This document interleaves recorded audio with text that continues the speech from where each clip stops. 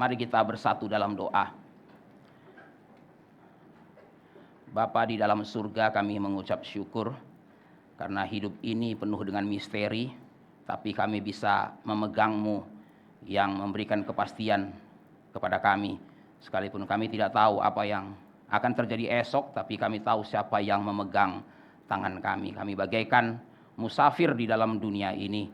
Kami berjalan dari perhentian ke perhentian sampai ke perhentian yang terakhir.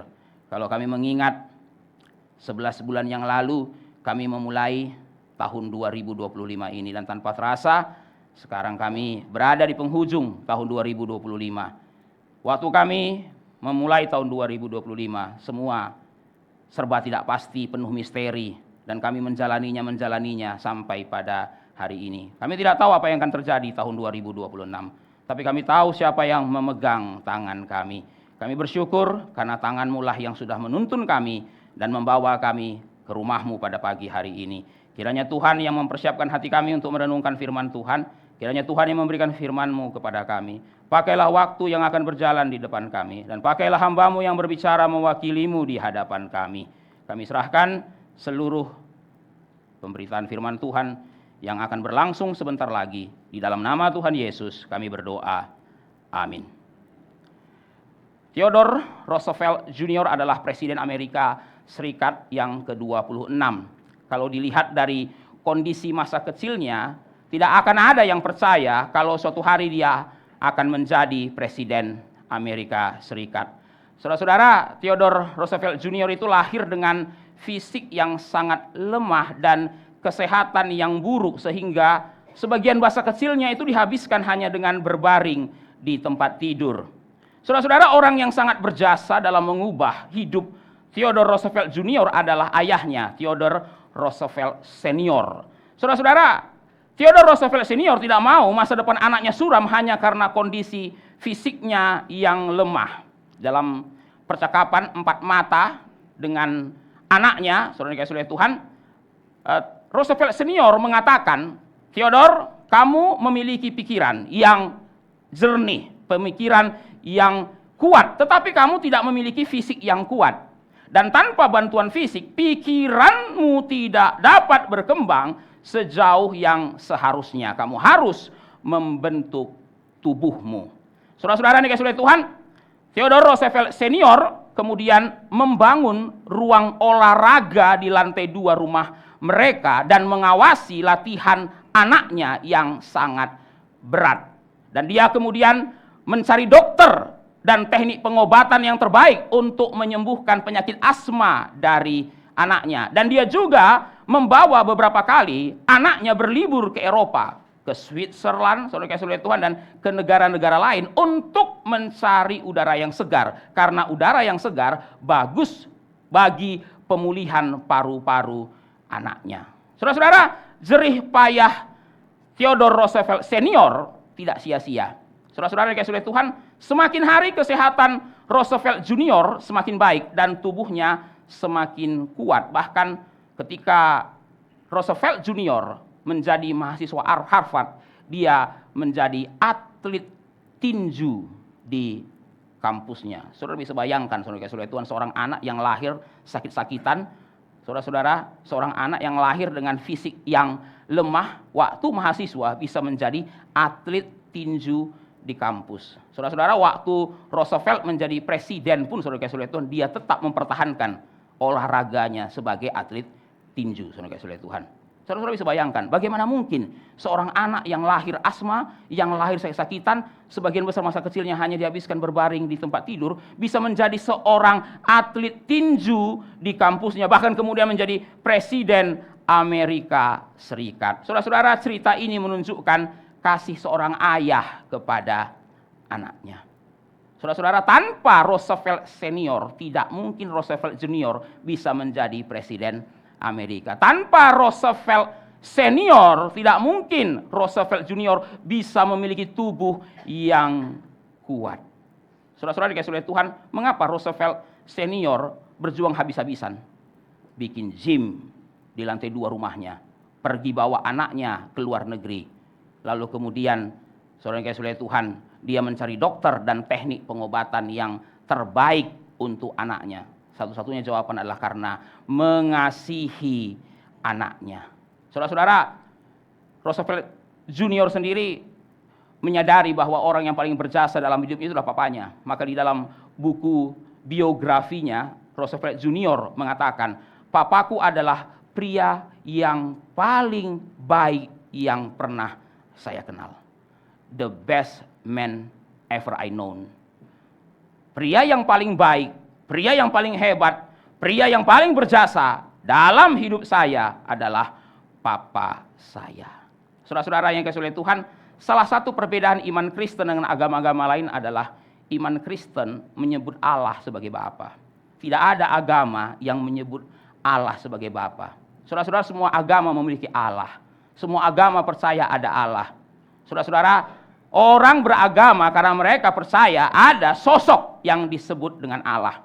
Sekalipun setiap agama memberikan nama yang berbeda kepada Allah mereka. Tapi tidak ada agama yang tidak percaya ada Allah. Saudara kasih oleh Tuhan. Semua percaya bahwa Allah itu ada.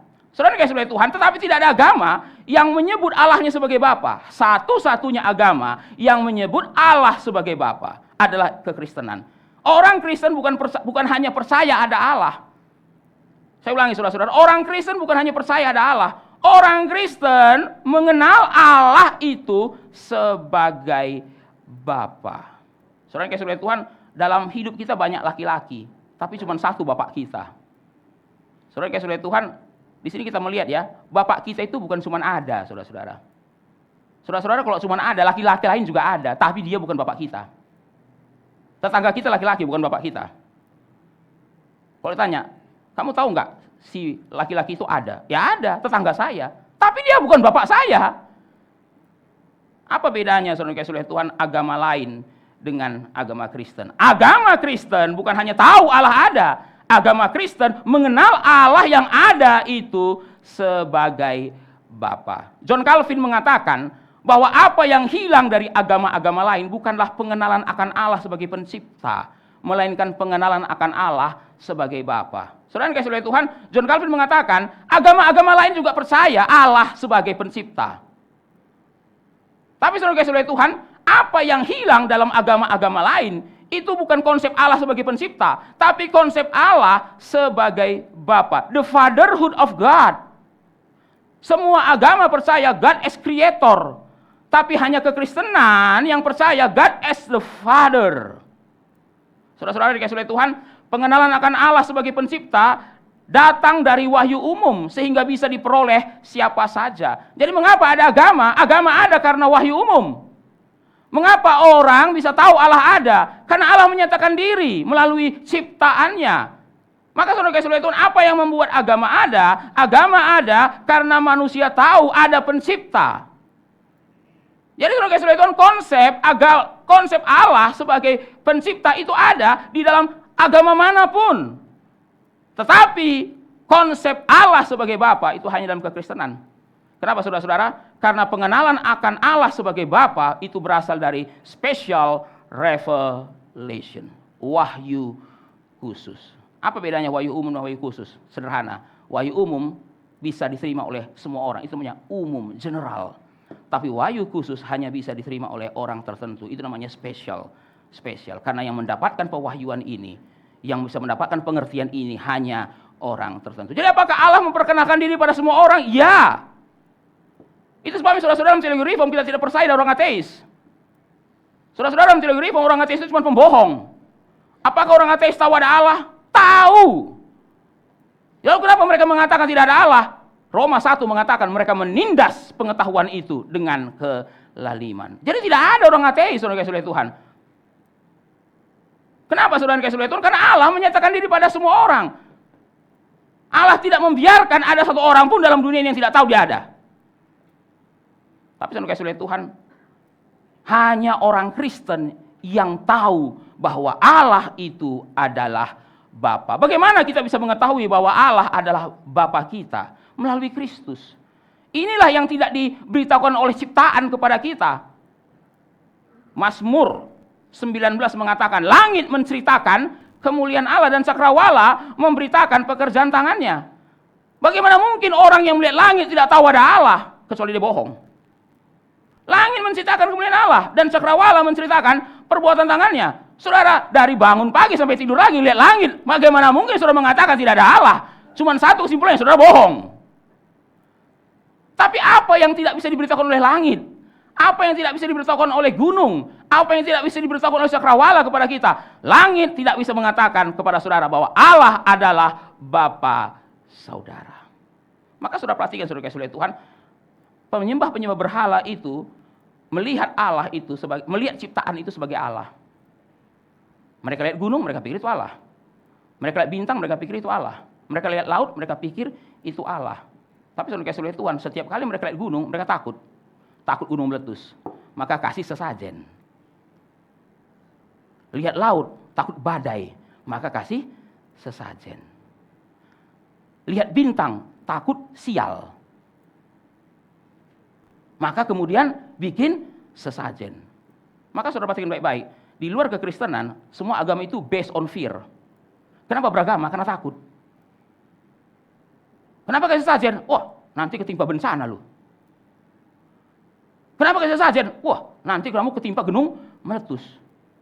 Kenapa kasih sesajen? Nanti kena gempa bumi. Jadi kenapa kamu beragama? Based on fear.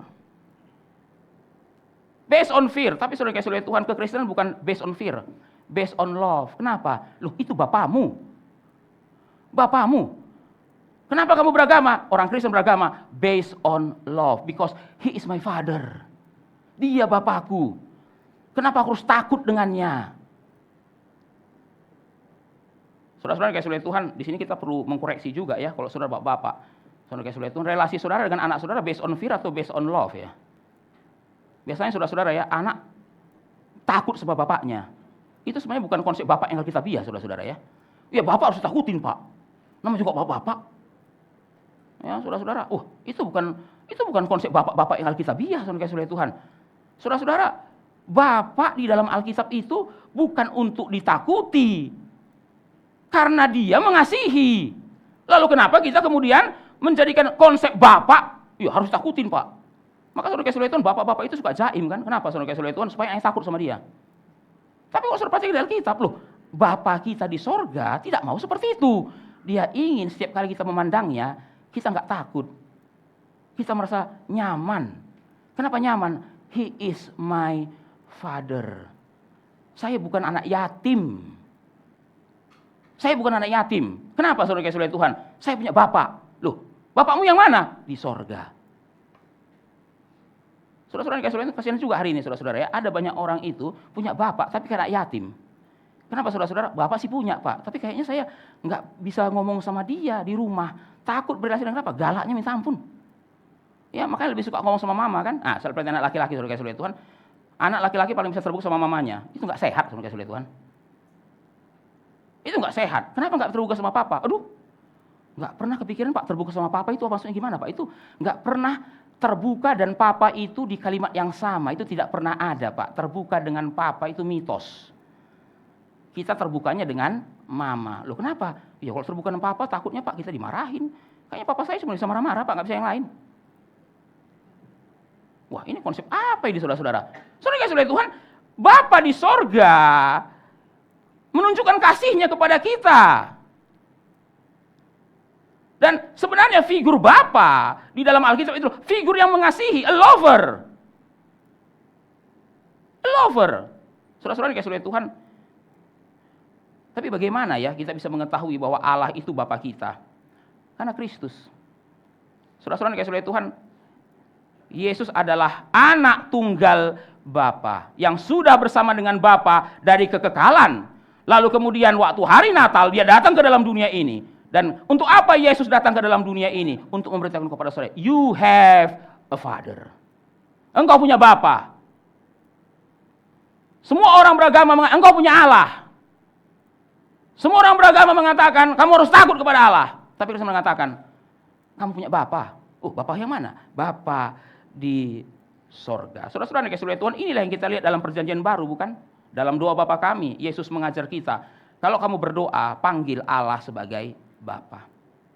Panggil Allah sebagai Bapa. Saudara-saudara, sebenarnya di dalam perjanjian lama sudah berkali-kali kok dikatakan Allah itu Bapa. Tapi orang Yahudi nggak pernah memanggil Allah sebagai Bapa. Mereka takut. Walaupun Musa sudah mengatakan Allah itu Bapamu. Tapi saudara-saudara, sampai zaman Yesus tidak satu orang Yahudi pun berani mengatakan Allah itu Bapa. Maka saudara-saudara, waktu Yesus mengatakan kepada murid-muridnya, kalau kamu berdoa, katakan, Bapa kami. Saudara kasih oleh Tuhan, belum sampai ke isi doanya saja, murid-muridnya sudah bingung, saudara kasih oleh Tuhan. Bapa kami, terlalu revolusioner. Terlalu revolusioner. Masa Allah bisa sedekat itu dengan kita? Iya, Allah itu sedekat itu. Sedekat apa? Sedekat bapakmu di rumah. Saudara-saudara dikasih oleh Tuhan, di dalam Yohanes pasal 20 mengenai kebangkitan Yesus. Saudara masih ingat, saudara-saudara, waktu Maria Magdalena bertemu dengan Yesus yang bangkit. Kemudian sebelum Yesus berpisah dengan Maria Magdalena, dia menyuruh Maria Magdalena pergi, katakanlah pada muridku. Nah, menarik saudara kasih oleh Tuhan. Di situ Yesus mengatakan bahwa Allah adalah my father and your father. Setelah Yesus bangkit, dia mengatakan pada murid-muridnya, Allah itu adalah Bapakku dan Bapamu. Kalau saudara perhatikan dalam Injil Yohanes, Yesus sering mengatakan Bapakku, Bapakku. Saudara, itu salah satu kenapa orang Yahudi mau bunuh dia, kan, bukan? Saudara-saudara dikasih oleh Tuhan, di dalam Injil Yohanes, salah satu alasan orang Yahudi ingin bunuh Yesus, kenapa? Yesus keseringan memanggil Allah itu sebagai Bapaknya. Bapakku, mau apa kamu? Bapakku masih bekerja sampai hari ini. Saudara dikasih oleh Tuhan, orang Yahudi pikir ini orang gila ya. Menghujat kamu.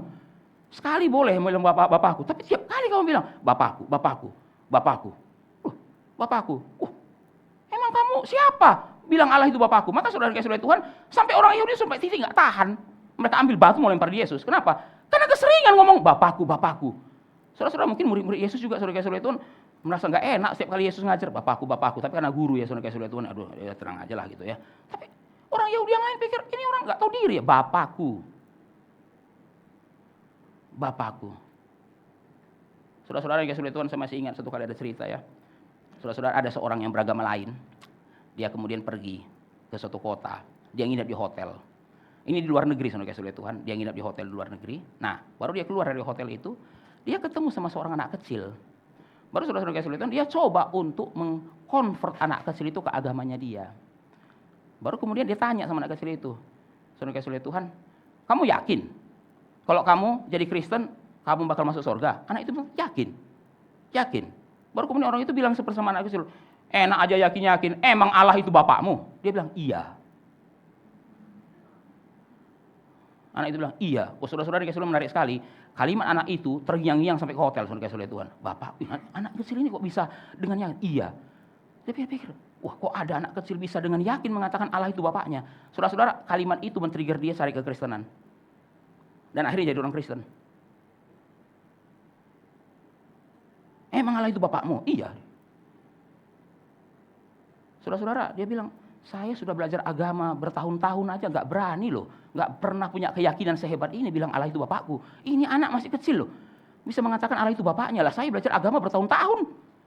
Gak yakin loh saya bahwa Allah ini, bukan gak yakin, gak berani mengatakan Allah itu bapak. Ini kenapa anak kecil bisa mengatakan Allah itu bapaknya? Saudara-saudara yang dikasihi oleh Tuhan. Dan di dalam Roma 8, Paulus mengatakan, untuk apa Roh Kudus diberikan? Allah mengutus roh anaknya ke dalam hati kita supaya kita bisa berkata, ya Aba, ya Bapa. Ya Aba, ya Bapa. Menarik saudara-saudara yang dikasihi oleh Tuhan. Aba itu sebenarnya dalam bahasa Inggris itu bukan father, daddy. Saudara-saudara, saudara tahu kan, anak-anak yang dekat dengan papanya kan nggak panggil father, saudara dikasihi oleh Tuhan ya. Daddy. Ya saudara-saudara, bahasa Indonesia memang kan father itu ya bapak kan, bapak itu ya father. Tapi saudara-saudara, anak-anak di dalam rumah itu kan kayaknya hampir nggak ada ya saudara-saudara ya. Anak di Amerika itu panggil bapaknya father, saudara dikasihi oleh Tuhan, enggak kan, mereka panggilnya daddy kok. Daddy itu kan sebutan akrab anak kepada bapaknya. Daddy itu menunjukkan bahwa ini bukan cuma father, he is a good father. Saudara-saudara, kalau anak saudara sering saudara tabokin, nggak mungkin panggil daddy sama saudara, saudara Tuhan ya. Bapak-bapak nabok anaknya, nggak mungkin anaknya panggil daddy. Saudara-saudara, anak kalau takut dengan bapak, kalau tanya temannya, ini siapamu? Bapakku. He is my father. Tapi kalau anak dekat dengan bapaknya, saudara-saudara, baik dengan bapaknya. Pasti kalau ditanya temannya, ini siapamu? Enggak mungkin dia bilangnya, jarang ya, he's my father. Enggak, saudara-saudara. My daddy, my dad. Jadi saudara-saudara, daddy dengan father itu memang istilahnya sama, tapi artinya berbeda. Lu punya bapak? Punya. Ya, saudara-saudara Tuhan, ya siapa yang enggak punya bapak? Semua punya, saudara-saudara Tuhan gitu kan. Tapi saudara-saudara, orang yang selalu main dengan papanya, jalan dengan papanya, saudara-saudara kalau tanya, siapa ini? He is my daddy. Dan Roh Kudus itu diberikan ke hati saudara supaya apa? Saudara memanggil Allah sebagai ya Aba, ya Bapa. Tapi saudara-saudara, sayang sekali ya, Natal itu lebih sering diidentikan dengan kasih Kristus daripada kasih Bapa. Saudara-saudara, John Piper mengatakan, Bapa itu adalah figur yang sering terlupakan pada hari Natal. Setiap kali Natal, saudara-saudara, kita fokusnya pada Yesus. Ya, saudara-saudara Tuhan. Saudara-saudara, banyak orang mengidentikan Natal dengan kasih Kristus kepada kita. Christ love for us. Mengapa Natal? Karena Kristus mengasihi kita. Tentu saja tidak salah, saudara-saudara ya. Natal ada karena Kristus mengasihi kita. Mengapa ada Natal? Karena Kristus mengosongkan diri. Mengapa ada Natal? Karena dia mau menjadi sama dengan manusia. Mengapa ada Natal? Karena dia bukan hanya mau menjadi sama dengan manusia, bahkan dia mau menjadi lebih hina daripada manusia pada umumnya. Tadi saudara waktu naik ke lantai 3, saudara-saudara, di bawah itu kan ada dekorasi kandang domba, saudara-saudara Tuhan ya. Saudara-saudara, saya sengaja memilih kandang domba bukan pohon Natal, karena pohon Natal tidak alkitabiah. Tidak ada pohon Natal di dalam Alkitab, kandang domba ada, saudara-saudara Tuhan. Jadi saudara-saudara, mengapa kita merayakan Natal dengan pohon Natal? Sebenarnya tidak ada pohon Natal, ini ada pohon cemara, saudara-saudara Tuhan. Ya, entah sejak kapan pohon Natal, pohon cemara itu ganti marga jadi pohon Natal, saudara-saudara Tuhan ya. Saudara-saudara, pakar botani pun bingung, saudara-saudara Tuhan. Ya kan? Ini nama latinnya apa? Pohon Natal. Apa ya? Christmaticus apa, saudara-saudara Tuhan itu kan? Saudara-saudara, pohon Natal itu enggak ada, saudara-saudara. Pohon cemara itu ada. Ya, tapi karena sering ditebang waktu hari Natal, maka lebih sering disebut dengan pohon Natal, saudara-saudara Tuhan. Kasihan juga ibunya pohon cemara itu, saudara-saudara. Sampai anaknya pun dibilang pohon Natal, saudara-saudara ya. Saudara-saudara Tuhan, itu sebabnya saya sengaja memilih tidak pohon Natal. Ya, saudara-saudara, tapi kandang domba. Kenapa? Karena disitulah Yesus memulai perjalanannya. Disitulah Yesus mulai perjalanannya. Dan saudara perhatikan baik-baik. Banyak orang mendekorasi pohon Natal itu taruh hadiah di bawahnya. Taruh hadiah di bawahnya. Saya nggak tahu hadiah untuk siapa, saudara-saudara Tuhan. Saya kadang bingung, saudara-saudara Tuhan. Yang lahir siapa, yang dapat kado siapa? Saudara-saudara, yang lahir Yesus, yang dikasih kado anak. Ini yang lahir siapa? Ini ulang tahunnya siapa, saudara-saudara? Walaupun saya nggak setuju Natal itu dibilang ulang tahun, saudara-saudara ya. Itu juga pemahaman yang salah. Apa itu Natal? Happy birthday Jesus. Are you kidding me? Itu Natal, happy birthday Jesus. Saudara-saudara Tuhan, tapi taruhlah saudara-saudara ya. Kenapa bawa hadiah? Ya karena ini kan hari ulang tahun Yesus. Lah, hadiahnya bukan untuk Yesus, untuk anak saudara. Tukar kado, saudara-saudara Tuhan. Lah, saudara-saudara, lama kita pikir saudara-saudara Tuhan, yang dirayakan siapa, yang asik siapa ini? Saya kadang-kadang datang acara Natal, saudara-saudara, saya agak bingung. Yang lagi dirayakan siapa, yang asik siapa ini? Saudara-saudara, lebih asik yang diundang daripada yang dirayakan. Ini namanya undangan asik sendiri, saudara-saudara Tuhan ya. Kadang-kadang kita pikir-pikir ini undangan nggak tahu diri, saudara-saudara Tuhan ya. Yang dirayakan siapa, yang makan-makan siapa. Saudara-saudara, lama-lama saya sadar ya. Sudah bertahun-tahun Natal itu is not about Jesus, it's about us. Natal harus mewah, kenapa? Supaya kita nggak malu lah kan, saudara-saudara. Supaya kita yang nggak malu. Apalagi saudara-saudara, seringkali acara Natal terjadi pertengkaran antara panitia, saudara-saudara Tuhan. Takut kalah dengan panitia tahun yang lalu. Saudara-saudara, Tuhan, di dalam hari Natal itu ya orang bisa berantem karena masalah dekorasi, karena masalah konsumsi. Saudara-saudara, kenapa? Jangan sampai kalah dengan tahun yang lalu. Itukah Natal? Berapa kali saudara-saudara Tuhan, gereja itu hampir pecah pada hari Natal. Lo kan lucu, saudara-saudara Tuhan. Ini kan lucu yang tidak lucu sebenarnya, saudara-saudara. Gereja mau pecah pada hari Natal. Alasannya apa? Karena ibu ini, Pak, mengatakan dekorasinya ala Mediterania, Pak. Tapi ibu yang satu mengatakan nggak bisa. Dekorasinya bukan ala Mediterania lah, itu kan. Dekorasinya apa? Ada Middle Eastern. Loh, jadi gara-gara Mediterania berantem. Ada juga yang berantem gara-gara ibu ini seksi konsumsi. Saudara-saudara Tuhan mengatakan, ya kita makanannya prasmanan. Oh enggak, kita makannya nasi kota. Saudara-saudara, berantem. Lama-lama saudara-saudara Tuhan, makna Natal ini apa? Nggak ada. Natal bukan lagi mengenai Yesus, Natal mengenai kita. Tapi saudara kasih oleh Tuhan, kenapa di dalam kandang domba itu tidak saya taruh kado? Karena kado Natal itu Yesus itu sendirilah kado Natal. Itulah kado Natal. Siapa yang menjadi kado di hari Natal? Yesus. Yesuslah kado pada hari Natal. Bukankah dia yang disebut sebagai the gift of the Father? Tapi saudara yang kasih oleh Tuhan, kandang domba itu kan mengingatkan saudara, Yesus datang sebagai manusia, tapi saudara harus ingat baik-baik. Kalau hanya sebagai manusia, harusnya dia lahir rumah sakit, saudara kasih oleh Tuhan. Saudara-saudara, ada nggak orang miskin mau lahir di kandang? Nggak ada. Saudara-saudara, semua orang miskin pun mau lahirnya di rumah. Kalau nggak di rumah sakit, di rumah lah. Kandang nggak juga lah. Saudara-saudara, lulusan fakultas peternakan pun tidak mau anaknya lahir di kandang, walaupun dia kerjanya di kandang. Coba saudara tanya mahasiswa peternakan itu, saudara-saudara, mau nggak lahir di kandang? Nggak mau. Walaupun kerjanya di kandang. Tapi dia nggak mau lahir di kandang, anaknya nggak mau lahir di kandang. Kenapa saudara-saudara? Nggak manusiawi. Saudara-saudara, ada nggak orang lahir di kandang? Ada. Kenapa saudara-saudara? Mepet. Ya saudara-saudara, keadaan. Nggak sempat lagi. Maka dia lahir di kandang. Itu kan karena nggak ada pilihan. Yesus itu bisa memilih mau lahir di mana. Dia sudah dijanjikan dari ribuan tahun sebelumnya. Saudara bisa bayangkan ya saudara-saudara ya. Persiapan kedatangannya sudah ribuan tahun, tetap lahir di kandang. Bagi saya saudara-saudara, Natal itu gak masuk akal. Yesus sudah dijanjikan dari ribuan tahun. Dia raja dan segala raja. Kenapa dia kemudian lahir di kandang? Karena terjepit keadaan, tidak memilih lahir di kandang. Kenapa Yesus lahir di kandang? Memilih lahir di kandang. Manusia saja kalau boleh milih gak mau lahir di kandang. Yesus bisa milih, dia memilih lahir di kandang. Kenapa saudara-saudara? Karena dia bukan sekedar menjadi sama dengan manusia, dia rela lebih hina daripada manusia. Mengapa dia mau? Because he love us. Mengapa Yesus mau lahir di kandang walaupun dia bisa memilih lahir di rumah sakit? Because he love us. Saudara-saudara, kalau Yesus lahir di istana Herodes, nggak bisa gembala-gembala datang bertemu dengan dia. Saudara-saudara, kalau Yesus lahir di istana Herodes, saudara-saudara, kalau gembala mau datang, saudara-saudara Tuhan, mereka harus kirim surat dulu, minta izin protokoler.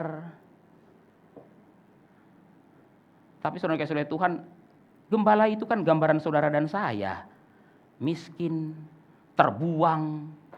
Saudara-saudara, gembala itu kan gambaran dari orang yang miskin dan terbuang. Saya bisa bayangkan ya, malam-malam orang tidur di rumah, mereka nongkrong di padang rumput.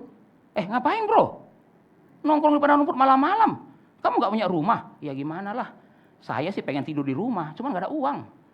Ini lagi musim-musim dingin seperti ini, banyak orang malas menggembalakan domba. Maka titip ke kami. Itu gembala titipan, saudara-saudara Tuhan.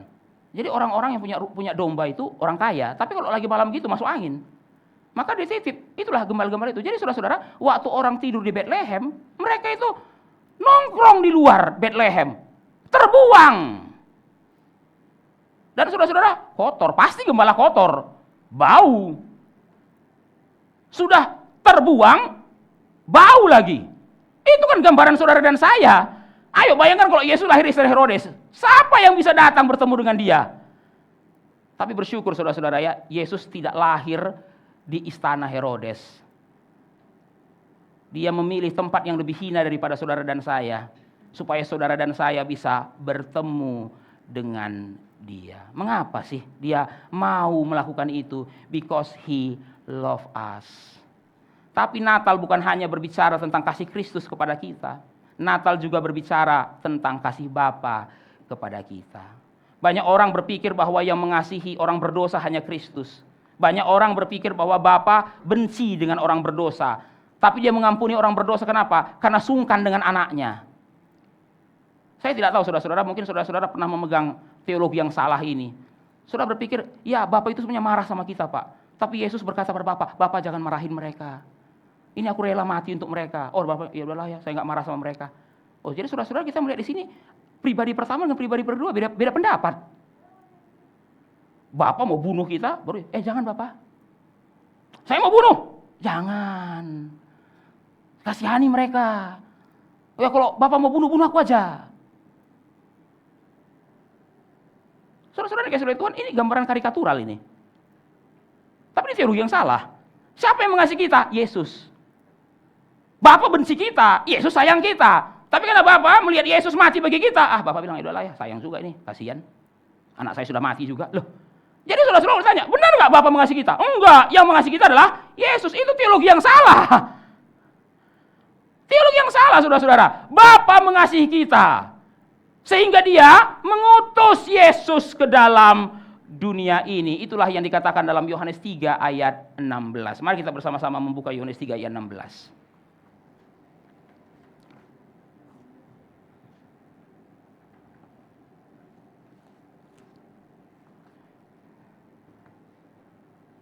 Saya tidak tahu sudah keberapa kalinya saudara-saudara mendengar khotbah dari Yohanes 3 ayat 16. Saya percaya saudara-saudara bukan hanya hari Natal kita mendengarkan khotbah dari Yohanes 3 ayat 16, tapi di luar Natal pun kita sudah mendengarkan khotbah dari Yohanes 3 ayat 16. Tapi hari ini saya mengajak saudara untuk merenungkan dari Yohanes 3 ayat 16. Tema kita, betapa besar kasih Bapa. Saya minta saudara-saudara membacakannya bersama-sama dengan saya. Yohanes 3 ayat 16. 2, 3, ya. Karena begitu besar kasih Allah akan dunia ini, sehingga ia telah mengaruniakan anaknya yang tunggal, supaya setiap orang yang percaya kepadanya tidak binasa, melainkan beroleh hidup yang kekal. Yohanes 3 ayat 16 mengajak kita untuk mengingat kasih Bapa, bukan hanya mengingat kasih Kristus. Natal bukan hanya bicara mengenai kasih Kristus, Natal juga bicara mengenai kasih Bapa. Mengapa Yesus bisa datang? Karena Bapa yang mengutusnya. Saudara kasih oleh Tuhan, mengapa Bapa mengutus Yesus? Karena dia begitu mengasihi dunia ini. Karena begitu besar kasih Allah akan dunia ini, sehingga ia telah memberikan, menyerahkan, give away. Saudara-saudara kasih oleh Tuhan, apakah Bapa tidak sayang kepada Yesus? Saudara-saudara, kita gampang memberi, kenapa? Barang yang kita gak sayang. Saudara-saudara, kalau saudara memberi sesuatu yang saudara tidak sayang, itu bukan kasih. Kadang saudara kasih oleh Tuhan, orang itu kayak mengasihi, padahal sendiri nggak butuh barang itu. Sebenarnya bukan mengasihi, saudara-saudara, dia sedang memperalat kita juga supaya kita jadi tempat sampahnya dia. Ini sudah banyak nih, sudah sumpah nih, nah, kan? Baru dia ada, mau nggak? Oh kasih. Ih, baik kali Bapak ini, bukan saudara kasih oleh Tuhan ya. Saudara perhatikan, orang-orang Jepang itu suka memberi barang, dan sering ambil barang itu mahasiswa Indonesia, saudara kasih oleh Tuhan. Maka saudara-saudara kasih oleh Tuhan, ada mahasiswa Indonesia bilang, kalau ke Jepang gak usah bawa barang. Dia bilang, kenapa? Nanti datang aja ke rumah orang-orang Jepang, di depan rumah mereka itu banyak barang. Dia bilang. Apapun ada. Kenapa? Karena orang Jepang rumahnya kecil. Dan mereka hidupnya minimalis, saudara kasih oleh Tuhan. Maka saudara-saudara, kalau ada barang baru masuk, barang lama harus keluar. Rusak nggak rusak keluar. Nggak kayak kita, saudara kasih oleh Tuhan. Rusak pun tetap disimpan, saudara-saudara ya. Kenapa? Ada memorinya, ada kenangannya. Alah, untuk apa sih ini? Ada kenangannya, itulah orang Indonesia. Saudara-saudara ya, makanya numpuk terus. Ya kan? Tapi orang Jepang nggak bisa, saudara-saudara. Kalau dia bikin begitu, meledak rumahnya. Kenapa? Wah, barang baru masuk, barang lama nggak keluar, ya meledak rumahnya. Dia harus keluarkan. Maka saudara-saudara, kalau saudara perhatikan di Jepang, itu di depan-depan rumah mereka, saudara-saudara bisa ada TV, ada tape recorder. Masih berfungsi baik. Loh, kenapa dibuang? Nggak dibuang, saudara-saudara Tuhan. Tapi karena rumah itu harus masuk barang baru, maka barang lama harus dikeluarkan. Nah, saudara-saudara, itulah salah satu yang jadi target dari mahasiswa Indonesia. Saudara-saudara ya, begitu sampai di Jepang, mulai kuliah saudara-saudara, langsung thrifting. Saudara-saudara ya, nah langsung keliling-keliling ya kan. Wih, ada meja belajar, ambil. Saudara-saudara Tuhan. Ada TV, ambil. Nah, saudara-saudara Tuhan ya. Itulah kenapa mahasiswa Indonesia bisa hidup efisien di Jepang. Kenapa? Karena sifat orang Jepang begitu. Barang lama harus keluar sebelum barang baru masuk. Maka saudara keliling aja, saudara-saudara, kota di Jepang itu. Saudara bisa dapatkan seluruh furniture kamar saudara, saudara-saudara Tuhan. Tapi saudara-saudara kalau tanya, apakah orang Jepang itu memberi karena kasih? Ya bukan, saudara-saudara Tuhan. Orang Jepang memberi bukan karena kasih. Dia aja nggak kenal saudara, dia taruh di situ. Bagi yang berbutuhkan silahkan ambil, udah gitu aja. Siapapun saudara ambil. Tapi dia bukan memberi karena kasih. Allah mengasihi Yesus, tapi dia berikan kepada saudara dan saya. Hingga mengaruniakan anaknya. Saudara-saudara, Natal ada bukan hanya karena kasih Kristus. Natal ada juga karena kasih Bapa. Jesus is the gift and the Father is the giver. Saudara-saudara, tidak ada pemberian tanpa pemberi, itu enggak ada. Semua pemberian ada pemberinya. Maka saudara-saudara kan diajar ya, setiap kali menerima pemberian, ingat pemberinya. Kan kita diajar, bilang terima kasih ya, setelah menerima sesuatu. Kenapa? Karena setiap pemberian ada pemberinya. Itu tidak mungkin datang sendirinya, ada pemberinya. Bilang terima kasih sama pemberinya. Tapi saudara-saudara, ironisnya apa? Seringkali dalam Natal kita lupa the giver. Kita fokus pada the gift. Yesus adalah the gift. Tapi Bapa adalah the giver. Saya tanya saudara-saudara ya, kalau saudara punya anak, saudara mau nggak lepas dia seperti Yesus? Anak satu-satunya lagi. Saudara-saudara yang dikasihi Tuhan, untuk mengutus Yesus itu Bapa harus memiliki hati yang luas loh. Hati yang rela.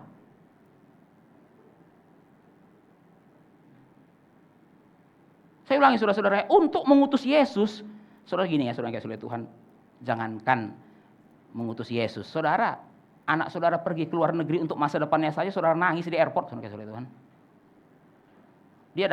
Dia pergi bukan untuk disalibkan, saudara-saudara, tahu kok saudara, bukan kok, dia pergi bukan untuk disalibkan. Anak saudara pergi ke Harvard aja, saudara tahu kok itu bagus untuk masa depannya, kampus yang baik. Baru saudara bilang apa? Ketawa-ketawa, kan enggak saudara yang dikasihi Tuhan. Apalagi ibu-ibu anak laki-lakinya pergi, nangis. Nangis, padahal anaknya 4 tahun lagi balik kok. Dan itu pun pergi bukan untuk disalibkan kan. Perginya untuk kuliah. Itu aja nangis. Kenapa nangis, Bu? Berat hati ini. Saudara bisa bayangkan. Ini anak tunggal, satu-satunya. Lalu diutus untuk apa? Untuk mati. Saudara bisa bayangkan hari waktu Yesus datang ke dalam dunia. Perasaan Bapa itu bagaimana ya? Saudara-saudara ingat juga, dia tidak punya kewajiban sama kita. Dia nggak utus Yesus pun, nggak ada salahnya juga kok. Yang salah saudara kok, yang salah saya. Kenapa dia harus utus Yesus untuk menebus dosa kita? Tapi saudara-saudara yang dikasihi Tuhan, anak satu-satunya dia utus ke dalam dunia ini. Saudara harus bayangkan ya, perasaan Bapa itu waktu Yesus datang ke dalam dunia. Bapa sudah tahu apa yang akan terjadi. Dia tetap utus Yesus ke dalam dunia ini. Sudah bisa bayangkan bagaimana perasaan Bapa itu. Saudara-saudara, setiap pemberian ada pemberinya. Dan saudara tidak boleh lupa sang pemberi ketika saudara menerima pemberian. Saya langsung mengajak saudara untuk melihat 4 poin dari ayat ini, Yohanes 3:16 ini. Saya mengajak saudara untuk merenungkan 4 poin mengenai betapa besar kasih Bapa. Yang pertama, saudara kasih Tuhan, saya mengajak saudara untuk melihat kalimat yang pertama dari Yohanes 3:16. Saya mengajak saudara untuk memenggal ayat ini, dan setiap penggalan itu menjadi 1 poin dalam khotbah pada pagi hari ini. Saya mulai dengan penggalan yang pertama. Karena begitu besar kasih Allah akan dunia ini. Saya baca dalam terjemahan NIV-nya. For God so loved the world. Ada sedikit perbedaan antara terjemahan LAI dengan NIV. LAI mengatakan karena begitu besar kasih Allah. Kasih itu dalam bentuk noun. Noun. Karena begitu besar kasih Allah dalam bentuk kata benda. Tapi kalau saudara baca dalam terjemahan NIV, for God so loved. So love. Karena Allah begitu mengasihi dunia ini. Karena Allah begitu mengasihi dunia ini. Saudara-saudara, kata begitu, kenapa ya?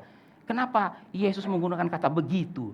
Karena begitu Allah mengasihi dunia ini. Karena Allah begitu mengasihi dunia ini. Saudara-saudara, kata begitu ingin menunjukkan bahwa kasih Bapa itu tidak bisa diukur. Ini poin yang pertama. The measurement of His love. The measurement of His love. Berapa besar kasih Bapa? Terlalu besar untuk diukur. Saking besarnya saudara-saudara Tuhan, maka Yesus berkata, so love the world. Karena begitu besar, sebesar apa? Segitu besar. Saking besarnya nggak bisa lagi diukur, maka Yesus berkata, kasih Bapa segitu besar. Segitu besar. Saudara bisa membandingkan kasih Yesus dengan kasih siapapun. Maka kasih siapapun tidak akan lebih besar lagi daripada kasih Bapa kepada kita. Itu kenapa saudara kasih oleh Tuhan, kalimat yang ayat ini dimulai dengan kata, karena begitu besar, karena kasihnya tidak bisa diukur.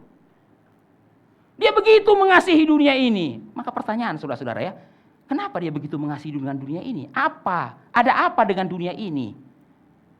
Saudara-saudara, Yohanes 3:16 mengatakan karena begitu besar kasih Allah akan dunia ini. Karena Allah begitu mengasihi dunia ini. Saudara-saudara kasih oleh Tuhan, kalau kita ditanya, kenapa kamu mengasihi orang itu? Kalau saudara mengatakan, saya mengasihi dia. Saudara ditanya, kenapa saya mengasihi dia? Atau kenapa kamu mengasihi dia? Ya saudara pasti memberikan alasannya. Dan saudara kasih oleh Tuhan, biasanya alasannya adalah alasan yang masuk akal. Kenapa saya mengasihi dia? Ya karena dia begini, karena dia begini, karena dia begini. Ya saudara-saudara, biasanya kasih kita itu kan mengikuti ekspektasi kita. Itulah kasih kita. Kasih kita mengikuti ekspektasi kita. Kenapa kita begitu mengasihi dia? Karena dia begitu memenuhi ekspektasi kita. Itu yang namanya conditional love. Conditional love, saudara kasih oleh Tuhan. Kenapa saya mengasihi dia? Karena dia memenuhi ekspektasi saya. Sadar atau tidak, saudara-saudara, seringkali kita mengasihi dengan seperti itu. Saya mengasihi dia, ya, karena dia memenuhi ekspektasi saya. Di balik kasih sering ada ekspektasi. Tapi saudara-saudara, kalau kita menggunakan standar ini untuk Allah, untuk Bapa, dia mengasihi dunia ini. Apa yang diharapkan dari dunia ini? Saudara-saudara, dunia ini tidak seperti ekspektasinya Allah. Dunia ini sudah jatuh, sudah rusak. Saking rusaknya saudara-saudara sempat dihancurkan sama air bah bahkan. Saudara tanya saudara Tuhan, kenapa dia mengasihi dunia ini? Oh saudara berpikir, karena dunia ini bagus, karena dunia indah, karena dunia ini memiliki ekspektasi. Tidak ada ekspektasi Allah yang dipenuhi oleh dunia ini. Mengapa Allah mengasihi saudara? Dan saudara-saudara bukan hanya mengasihi loh, begitu mengasihi saudara. Wah, saudara-saudara yang kasih Tuhan, mengapa Allah mengasihi saya? Tapi saudara-saudara bukan hanya itu. Mengapa dia begitu mengasihi saya? For God so love. Emang apa yang ada pada saya sehingga membuat dia begitu mengasihi saya? Siapa saya? Saudara yang kasih Tuhan, kita tidak memenuhi ekspektasi Allah. Itu yang dikatakan Roma 3:23. Karena semua orang telah berbuat dosa dan telah kehilangan kemuliaan Allah. Bahasa Inggrisnya fall short of the glory of the Lord. Fall short apa saudara-saudara? Tidak mencapai sasaran, itu namanya fall short. Itulah salah satu definisi dosa. Dosa artinya apa saudara-saudara? Saudara tidak mencapai sasaran. Itulah artinya dosa. Saudara-saudara, ibarat Allah cipta saudara untuk sampai di sini, saudara cuma sampai di sini. Saudara-saudara bisa bayangkan, ibarat saudara besarkan anak supaya S3, dia DO. Saudara ibarat, saudara kasih lihat anak saudara sudah siapkan uang begitu banyak supaya dia bisa lulus S3 di Harvard. Saudara kasih lihat Tuhan, jangankan S3, sudah kena narkoba waktu SMP. Saudara mengatakan, ini anak fall short ini. Saudara-saudara, kadang-kadang orang tua ya, dalam ini keberdosaannya mengatakan, nyesel saya melahirkan kamu, saudara-saudara ya. Nyesel saya melahirkan kamu. Kalau tahu begini ya, mending usah lahir aja kamu. Saudara-saudara, kenapa? Karena begitu kecewanya kan. Saya punya ekspektasi kamu sampai di sini, kamu cuma sampai di sini. Saudara-saudara, Allah mencipta manusia dengan satu ekspektasi. Tapi apa yang manusia berikan? Manusia tidak mencapai ekspektasinya Allah. Tapi walaupun begitu, Yohanes 3:16 mengatakan apa? God so loved the world. Saudara-saudara, disinilah kita melihat unconditional love. Saudara-saudara, mengapa Allah mengasihi kita? Ya karena dia mengasihi kita, cuma itu aja. Apa alasan mengasihi kita? Karena dia mengasihi kita. Saudara tidak bisa menemukan alasan lain di belakang itu. Allah mengasihi kita karena dia mengasihi kita. Saya kutip dari seorang Puritan namanya Thomas Manton. Thomas Manton mengatakan, jika engkau masih bertanya, Mengapa ia mengasihi kita? Kita tidak memiliki jawaban lain selain karena ia mengasihi kita. Sebab kita tidak dapat menelusuri lebih jauh melampaui permulaan segala sesuatu. Tidak ada jawaban lain mengapa Allah mengasihi kita selain karena kasih-Nya itu sendiri. Selain karena kasih-Nya itu sendiri.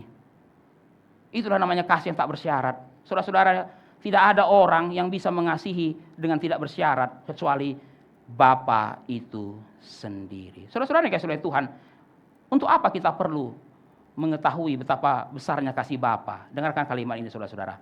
Mengetahui betapa besarnya kasih Bapa membangkitkan kekaguman kita kepada kasih itu.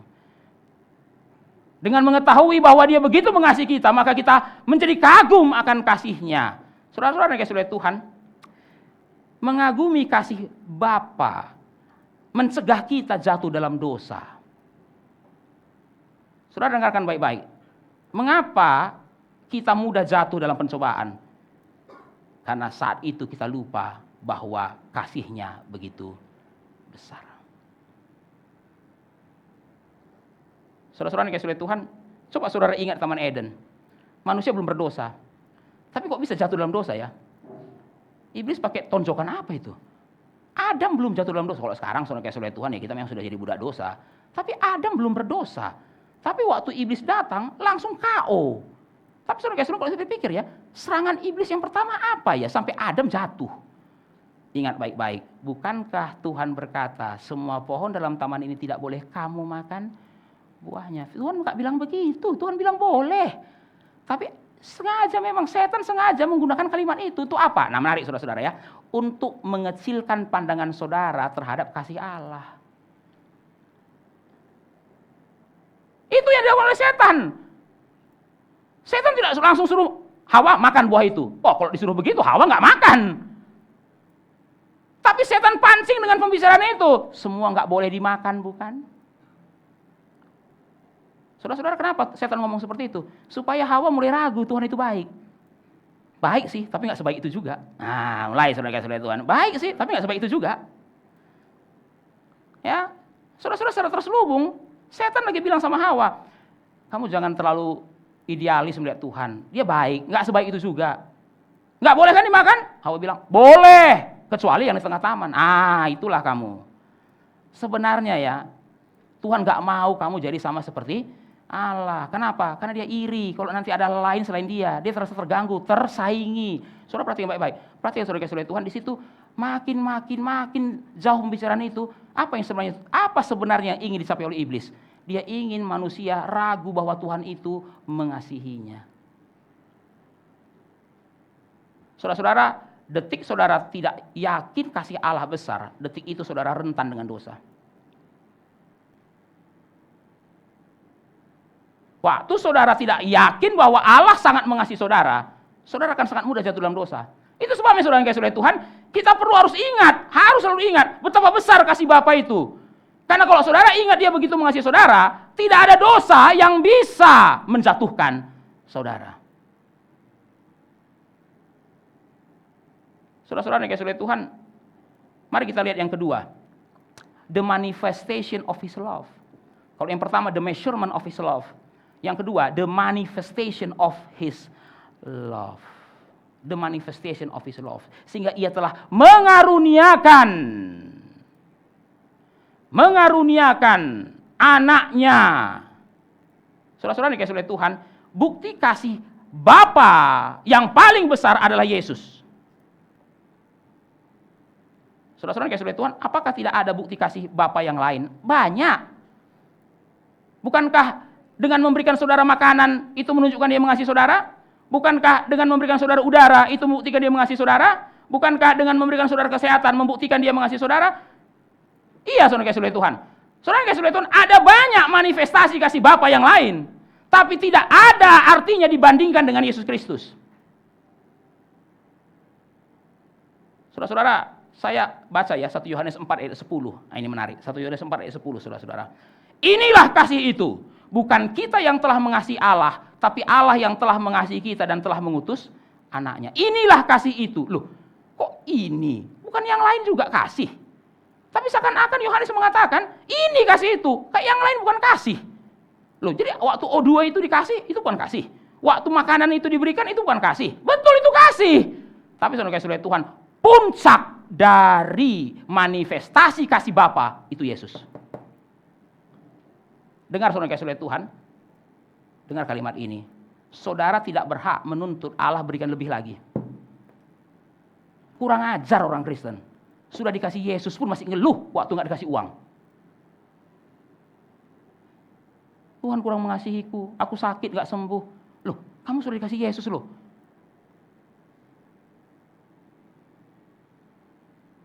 Saudara-saudara, teologi kemakmuran itu mendidik saudara jadi orang yang kurang ajar.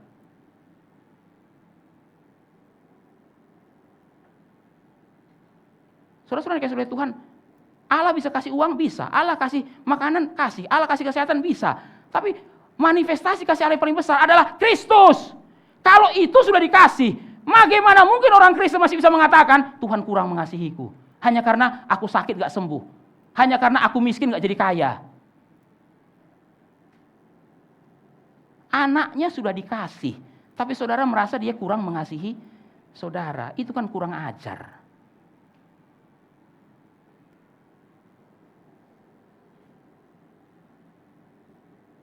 Saudara-saudara, saudara bayangkan ya, saudara jadi orang tua, baru anak saudara sedang sekarat.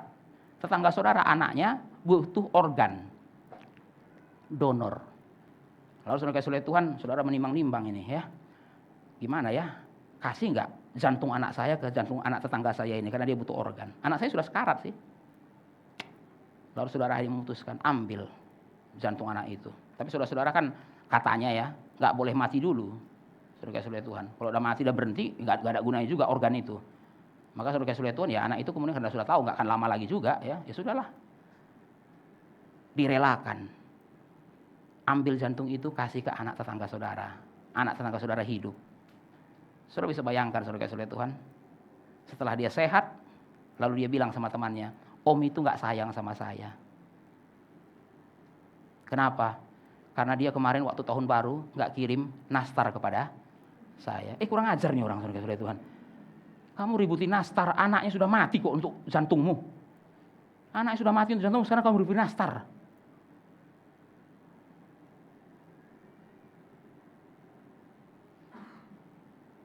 Saudara-saudara Tuhan, saya kutip lagi dari Thomas Manton, seorang Puritan.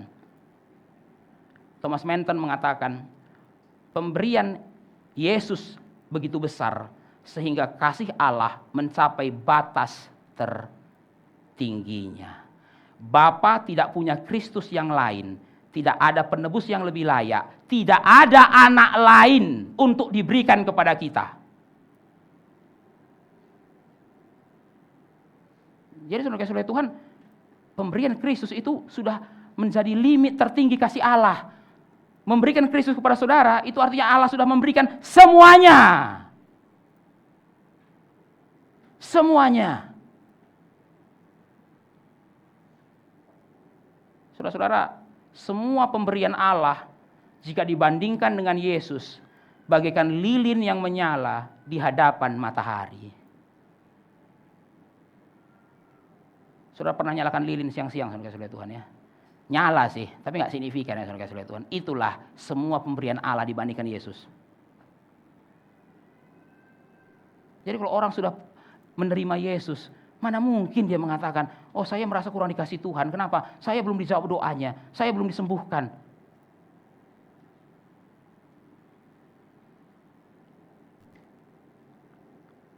Yang ketiga, the purpose of His love.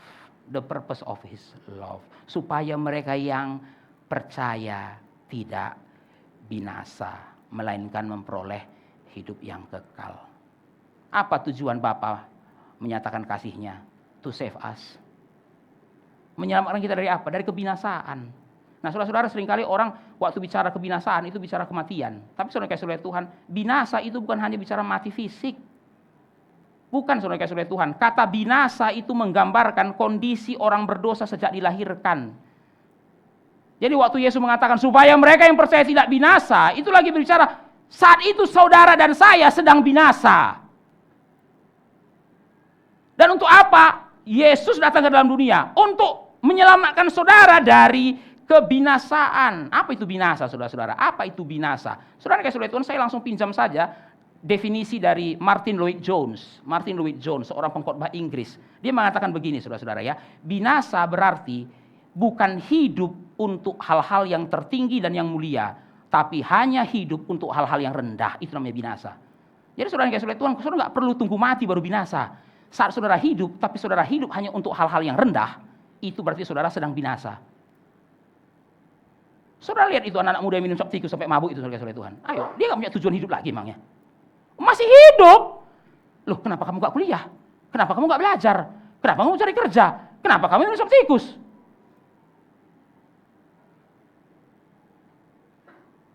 Saudara-saudara, emang kamu nggak bisa kuliah? Emang kamu nggak bisa kerja? Kenapa kamu habiskan waktumu untuk sop tikus? Dari minum sop tikus sampai ke gigit tikus, saudara kasih Tuhan. Mabuk, saudara kasih, bukannya kuliah, bukannya kerja. Saudara kasih soal itu, bapak-bapak sudah punya anak, sudah punya istri. Kenapa nggak kerja? Kenapa judol? Judol, pinjol, benjol, saudara kasih Tuhan. Nah, itu kan? Judi on. Saya pikir, emang dia nggak malu jadi laki-laki, nggak kasih makan istrinya? Emang dia nggak malu jadi laki-laki, nggak kasih makan anaknya? Tapi kenapa dia bisa puas dengan hal-hal yang rendah? Saudara-saudara, coba saudara lihat orang-orang yang berselingkuh. Kenapa mereka merasa perzinahan lebih indah daripada pernikahan? Saudara-saudara, itu kan yang sekarang terjadi dalam dunia ini. Pernikahan itu membosankan. Ya, perzinahan itu, pernikahan itu membosankan. Itu yang terjadi dalam dunia, saudara kasih Tuhan. Kenapa orang berzina, saudara kasih Tuhan? Pernikahan membosankan, Pak. Orang yang sama terus, serumah terus. Ya, kurang seru, Pak. Ya, saudara-saudara. Jadi berzina itu gimana? Seru. Loh, kok kamu nggak ada petualangan yang lain ya gitu ya? Petualangannya sampai kayak gini, harus kayak gini amat petualangannya. Selingkuhan di mana-mana. Wih, di mana serunya? Iya, Pak, nggak ketahuan.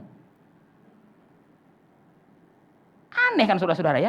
Pernikahan yang Tuhan desain kamu anggap membosankan. Perzinahan yang adalah dosa kamu anggap seru. Saudara-saudara kalau nggak ngerti, itulah definisi binasa. Itulah definisi binasa. Saudara-saudara tanya anak muda, ada nggak yang merasa narkoba itu nggak berbahaya? Nggak ada. Semua yang pakai narkoba ditanya, kamu waktu pakai sadar nggak ini berbahaya? Sadar. Nggak ada saudara-saudara yang pakai narkoba di panti rehabilitasi itu ya. Kenapa kamu pakai dulu? Saya nggak tahu, Pak, ini barang apa. Saya pikir, Pak, dulu ini rasa coklat. Lalu saya makan, ternyata enggak, Pak, enggak ada rasanya gitu. Enggak ada, saudara-saudara. Semua yang pakai narkoba itu, semua ditanya, kamu tahu enggak ini yang kamu pakai? Tahu. Ya teman saya kasih tahu kok. Ini pakai. Waduh, bahaya dong. Nah, kamu tahu bahaya kan? Terus kamu dipakai. Ya teman saya bilang, kalau enggak pakai berarti kamu enggak laki-laki. Nah, saudara kasih Tuhan ya. Tunjukkan kamu laki-laki. Kalau kamu tunjukkan kamu laki-laki, pakai narkoba ini. Artinya waktu dia pakai dia tahu kenapa kamu pakai, supaya saya membuktikan diri sebagai laki-laki. Kok goblok banget. Kalau kamu ragu kamu laki-laki, tanya ibumu. Buka akta kelahiranmu. Itu aja kok susah, sampai pakai narkoba segala, ini kan aneh. Ya, tapi saudara yang kasih Tuhan kan nggak sesimpel itu kan masalahnya. Dia tahu kok dia laki-laki. Lalu kenapa kamu pakai narkoba untuk membuktikan dirimu laki-laki? Saudara-saudara yang kasih Tuhan, kalau kita terus lebih rumit lagi. Memang saudara-saudara, dosa itu rumit. Orang bilang, Pak, ikut Tuhan rumit. Enggak, saudara-saudara, dosa itu lebih rumit. Saya nggak mau ikut Tuhan, Pak. Kenapa? Ikut Tuhan rumit. Loh, saudara kasih Tuhan, kamu nggak pernah aja dibikin rumit sama dosa kali ya. Begitu ikut dosa lebih rumit kok. Tapi kenapa manusia tidak berhenti berbuat dosa? Ya memang binasa.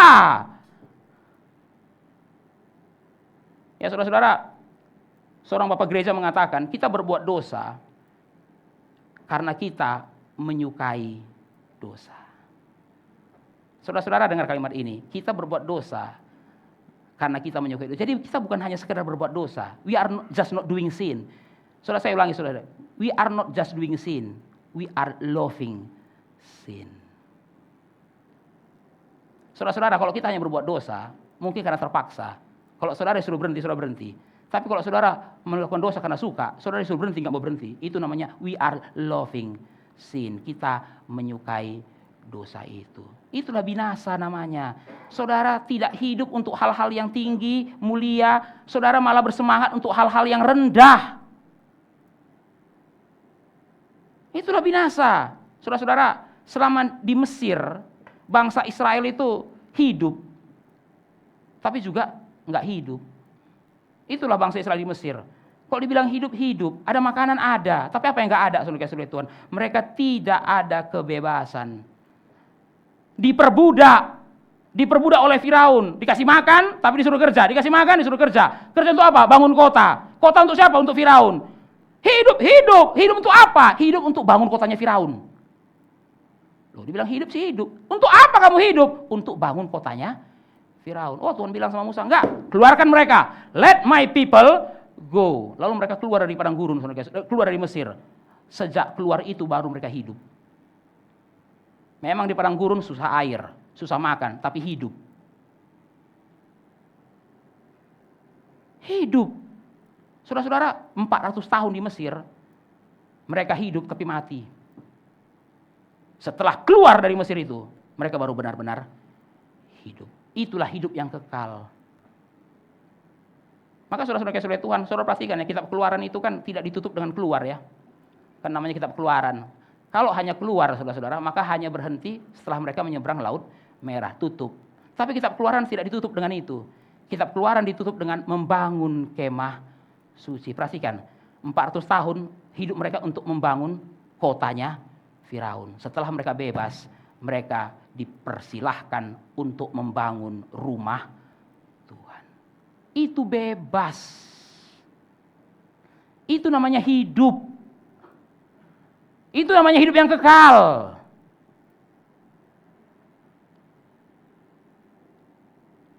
Saudara-saudara yang dikasihi Tuhan, kalau saudara hari ini hidup hanya untuk diri saudara, saudara sebenarnya sedang mati. Saudara baru dikatakan hidup kalau sekarang saudara hidup untuk Tuhan. Saudara-saudara yang dikasihi Tuhan, untuk apa Allah memanifestasikan kasih-Nya? Untuk menyelamatkan kita, supaya kita tidak binasa, melainkan beroleh hidup yang kekal. Hidup yang kekal. Saudara-saudara, hidup yang kekal itu bukan nanti baru di sorga baru hidup yang kekal. Hidup yang kekal itu dimulai sejak saudara di dalam Kristus. Loh, kan saya tetap mati Pak, walaupun saya sudah jadi Kristen. Betul saudara-saudara, tapi sebelum saudara mati, hidup saudara untuk Dia. Saudara dengarkan kalimat ini. Orang yang hidup untuk dirinya, sekalipun hidup dia mati. Tapi orang yang hidup untuk Kristus, sekalipun dia sudah mati tetap hidup. Saya ulangi saudara-saudara ya. Orang yang hidup untuk dirinya, sekalipun dia hidup sebenarnya sudah mati. Tapi orang yang hidup untuk Kristus, sekalipun sudah mati, dia tetap hidup.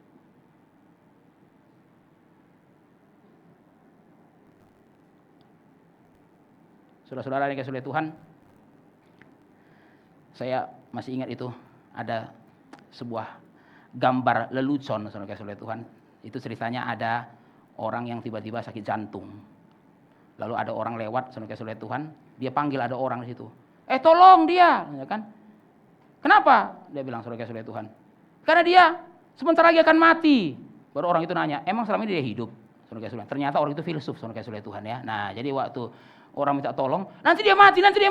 Baru dia bilang, emang selama ini dia hidup? Kenapa lu takut dia bakal mati? Selama ini juga mati kok, dia bilang. Kamu takut dia mati, emang selama ini dia hidup? Saudara-saudara,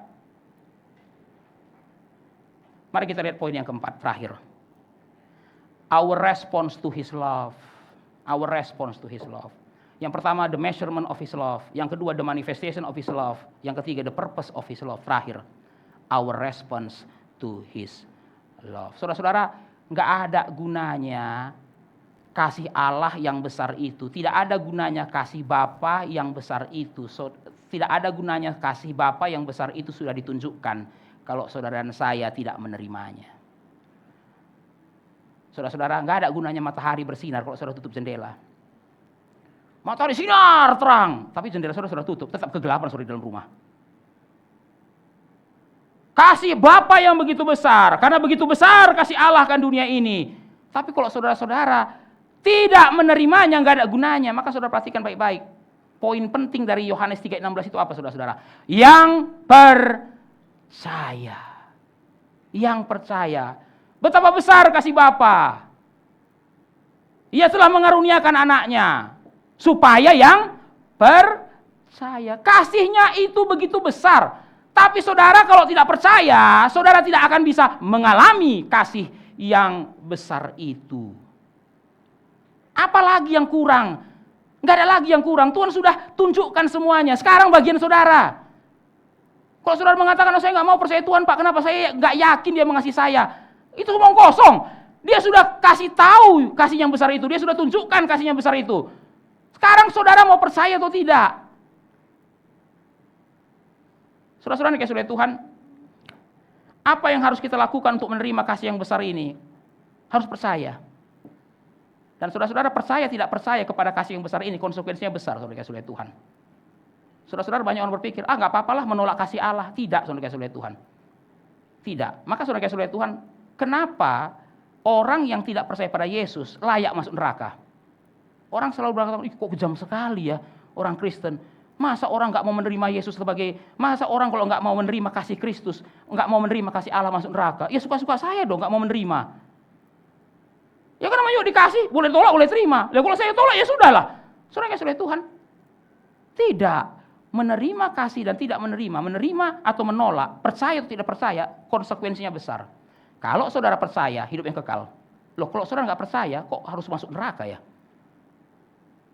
Saudara kasih oleh Tuhan, saya kutip dari John Flavel, seorang Puritan. Jika kasih terbesar telah dinyatakan melalui pemberian Kristus kepada dunia, maka dapat disimpulkan bahwa kejahatan yang terbesar adalah meremehkan, mengabaikan, dan menolak Kristus. Jadi kalau saudara tanya, kenapa ya Pak orang yang nggak percaya pada Yesus masuk neraka? Kok Allah sejahat itu? Tidak, saudara-saudara Tuhan. Itu layak, impas. Karena Allah sudah menyatakan kasih yang begitu besar. Tapi saudara tolak. Apalagi yang layak untuk saudara? Kalau Dia sudah kasih anak tunggalnya, itu pun saudara tolak. Apalagi yang layak untuk saudara? Kalau anak tunggalnya sudah dikasih, lalu saudara mengatakan, oh saya pakai jalan yang lain, apalagi yang layak untuk saudara?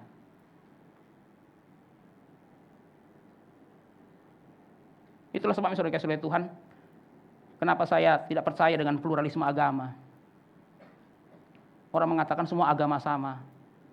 Suatu kali teman saya mengatakan, kan semua agama sama. Kenapa kamu harus mengatakan satu-satunya jalan adalah Yesus? Baru saya bilang sama dia, kalau memang semua agama sama, maka Allah itu mubazir. Loh, dari dulu sudah ada agama, kok kenapa tambah lagi satu agama ya? Dari dulu sudah ada agama, baru kemudian dikirim anaknya mati di Golgota, kan mubazir. Kalau ternyata semua agama bisa menyelamatkan, kan kurang kerjaan. Tambah satu lagi. Udah berapa agama dalam dunia ini? Sebelum Yesus aja sudah banyak agama. Kalau toh itu menyelamatkan, kenapa Allah Bapa utus anaknya mati lagi? Saudara-saudara yang dikasihi oleh Tuhan, Timothy Keller mengatakan, Natal itu menunjukkan saudara tidak bisa menyelamatkan diri saudara sendiri. Itulah Natal. Natal itu menunjukkan saudara nggak bisa menyelamatkan diri saudara sendiri. Saking hopelessnya saudara, maka Allah kirim anaknya. Karena saudara nggak bisa menyelamatkan diri saudara sendiri, maka Allah kirim anaknya. Kalau saudara masih bisa menyelamatkan diri saudara sendiri, untuk apa Allah kirim lagi anaknya? Kalau Nabi bisa menyelamatkan, kenapa kirim anaknya?